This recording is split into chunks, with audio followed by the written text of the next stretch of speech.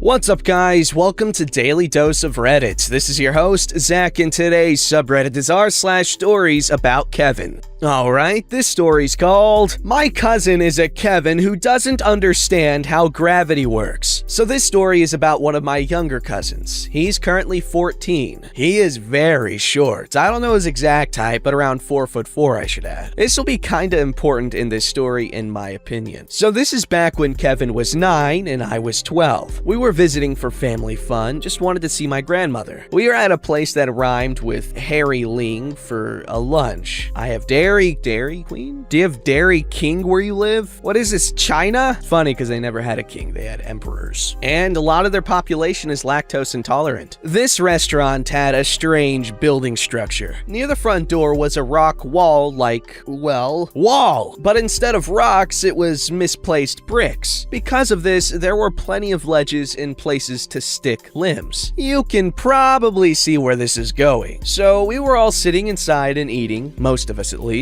Kevin, my twin, and my youngest brother were all outside waiting for us to finish eating. I was sitting at the window when I noticed Kevin was no longer with the other boys. Being the concerned older sister type, of which I am, I walked outside to see what was going on. As I leave, I noticed the boys looking up, so my eyes followed their glances. Kevin was up near the sign. He was climbing up to the top to touch the sign. It should be pointed out that the end of the brick part is around 2 stories. And the sign is about the side of another story. For some reason, he thought climbing up 2 stories was a good idea and wouldn't have any complications. He clearly didn't think about how he would get down. So I'm standing there looking up at him before he reaches and touches the sign. He proceeded to shake both of his hands in triumph. This is when Kevin forgot how physics works. He regained his balance before looking down at us. Instead of trying to climb down, he jumped. He proceeded to fall the 2 stories onto his feet.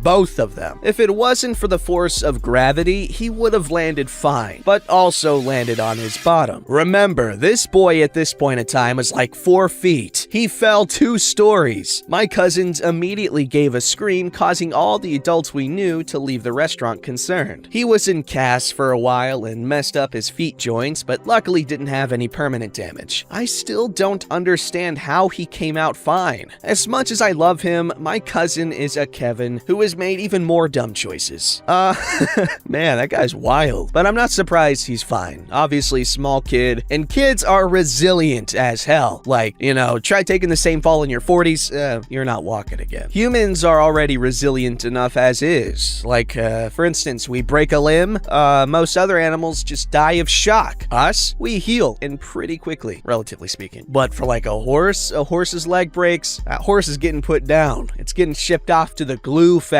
I know, it's a sticky situation. Alright, this story's called Kevin Tries to Start a Revolution at Work. A bit long, so I put a tilde at the bottom. This is about something that went down at work about a month ago. I work in tech support. Specifically, I sit at a department called Back Office, which is more of a second-line support, meaning we handle more advanced tickets. But most of this story happened at the service desk, which is the first-line support. It all started one morning when we got an email from the CEO which said that there had been a whistleblower report leveled at the bosses of the service desk and back office departments. The CEO informed us that they are taking these matters seriously and are currently investigating them. The whistleblower had also presented themselves as a speaker for lots of people's combined complaints. According to the reports, the back office boss was threatening employees running the department like a dictator and creating a culture of fear in the department. The report further claimed that the employees of back office were all scared of her and that no one dared to speak against her for fear of retribution. This came as news to us at back office, who honestly had no idea what they were talking about. Our boss is, first of all, like 5'3" and a bit on the skinny side. Second, she is nice to a fault. Some employees are kinda bossing her around. I don't think she is capable of threatening someone. As for the service desk boss, I have honestly never even met her. I started working here just as the pandemic broke out and people started working from home. I can't speak for the validity of her accusations, but since the accusations were leveled at the service desk boss, and the accusations of our boss were specifically mentioned when she was a temporary boss of the service desk department, we are pretty sure the whistleblower was someone at service desk. Fast forward a week or so, and we get another email.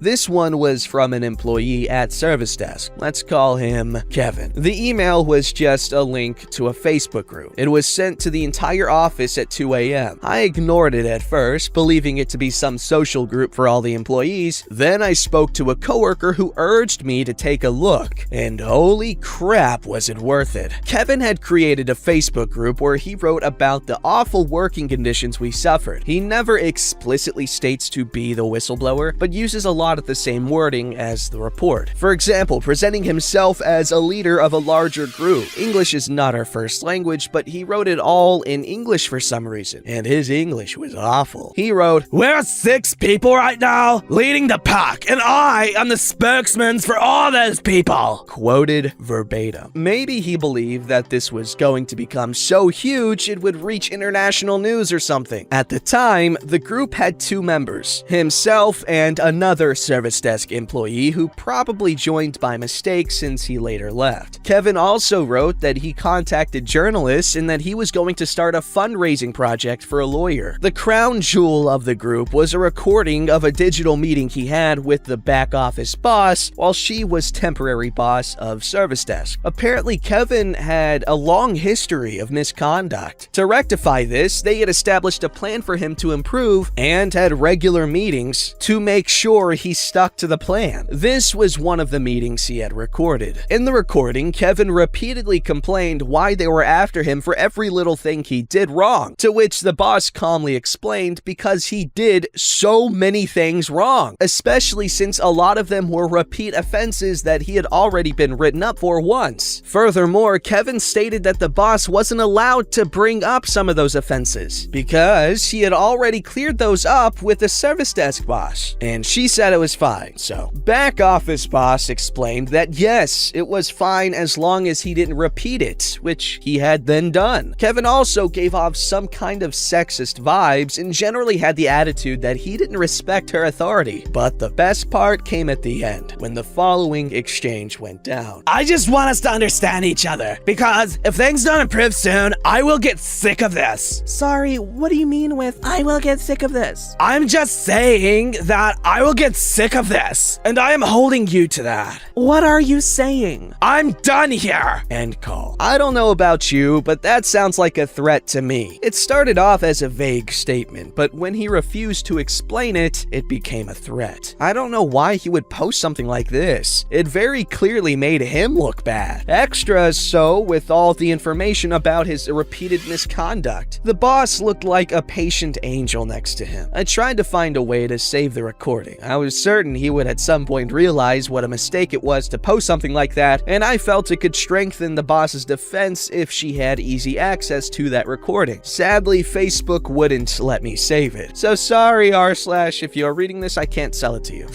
As it turns out though, Kevin's crusade against our bosses was just getting started. He posted a screenshot of an email conversation between him and a higher ranking boss where he stated that he didn't want to have his meetings with back office boss alone because he felt threatened by her. Higher ranking boss said that back office boss was there as a representative for the company, but that he was free to include a union rep if he wanted one. She even offered to make sure to postpone the meeting to make sure he could arrange it. According to Kevin, this was just confusing legal mumble jumble. Again, quoted verbatim. The screenshot also included the boss's full name and company email address uncensored, and this was a Facebook group. Kevin then posted a link to a blog that talked about how to spot if someone was possessed by Jezebel, as in the biblical Jezebel, and how possessed people would present as manipulative and threatening. So Kevin was basically implying our boss was possessed by a demon. If I was CEO, I would have considered this guy a security risk at this point and have security escort him out of the building, but he stayed. Next up was another recorded meeting with with back office boss. This time it revealed that he had tried to cheat with his time reporting. One day he had been 30 minutes late. After clocking in, he had opened up the program and manually changed his clock-in time to make it look like he was on time. He denied this and said he was only 30 minutes late, as if that's much better. The boss pointed out that the logs clearly show that he edited it, and that he could check the logs himself if he didn't believe her. He refused to do so. The company also allows us to take up to an hour of every week to go exercise. Kevin had claimed this hour on a day where he only worked 2 hours. The boss said that it's not against the rules, but it's frowned upon, as they prefer you take it when you work longer days. Kevin blew up about this and asked why they were prosecuting him for something that's allowed. The boss again calmly explained that he is not being prosecuted for it. They are simply asking him not to do it again, especially not mixed with all the other misconduct. Lastly, they talked about how Kevin had forgotten his laptop charger at home one day and had to go home during his lunch break to get it. The bosses had asked him to check out if he was going to take longer than an hour break. Kevin had promised he would be back on time. His phone activity showed that he had been over an hour late and tried to get away with it by not telling anyone. When asked about this, Kevin tried to excuse himself that he had spent his lunch break traveling back and forth from home. He had extra time to eat lunch. He went as far as to ask her if she wanted him to starve. She simply responded, No, we wanted you to check out when you traveled home. We don't want you to try to claim a salary for going home to pick up something you forgot. After that, Kevin mostly just posted some random self-aggrandizing posts where he would talk about how rough we had it and how brave he was for speaking out. He really didn't seem to understand his post did nothing but make him look worse. I don't know if a single person agreed with him that we had poor working conditions. Kevin asked others to email him their stories so he could post them anonymously in the group. No story was ever posted, yet Kevin still talked about this as if he was leading some glorious revolution against some tyrants. When the CEO sent out an email saying that the whistleblower investigation was concluded and that the conclusion was that there was no grounds for the accusations, Kevin was not happy. He made a lengthy post about how the bosses were all liars who protected each other from fault, then concluded by saying that it's not over. Journalists were almost certainly digging into their misconduct and would soon blow this case wide open. After that, I went on vacation for a month and mostly forgot about it. According to my coworker, he posted one more meeting. In this meeting, it's revealed that he was caught manipulating the call logs, reporting calls as being longer than they really were, or even making fake phone calls to excuse not working. Employees can do this, but they keep logs of all alterations. His name was all over the thing. I don't know the exact details because I never got to listen to this myself. My next interaction with this came last Monday when I returned to work. I was greeted by an inbox full of emails to sort through and found a really odd one. It simply said, Unfortunately, I have to reschedule our meeting. I hope you understand. It was sent during my first week of vacation. Then I recognized the name, Kevin McKevin, and it all came back to me. The email wasn't even addressed to me. It was sent to the CEO, and Kevin CC'd the entire office. Who sends an email like that to the CEO? He didn't even give a reason for why he needed to reschedule. I looked for the Facebook group to see if there were any new developments, but the group was gone. I spoke to my coworker about it, and he informed me about the last recording and told me that the group had gone down last week. That meeting that Kevin tried to reschedule was the meeting where the company was going to fire him. Apparently, their incredible patience with this buffoon had finally come to an end. So I am sad to report that the leader of the Popel has fallen. You know what? He was brave enough to take a stand. Where were you?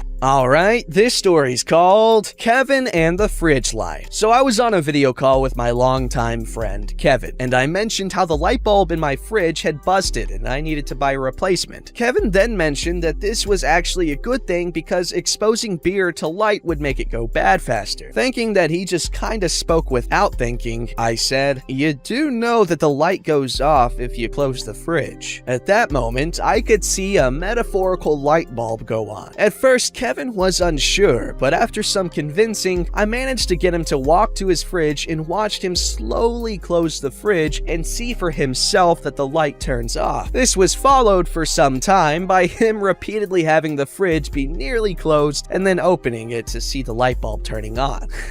I remember when I was like 7 or something. I was a little kid when I figured that out. It was a cool moment. Like, you guys don't know how huge of a freaking revelation that is, at the time you're discovering it. Like, holy crap, I was blown away. Don't forget to like, subscribe, and hit that bell to never miss an episode.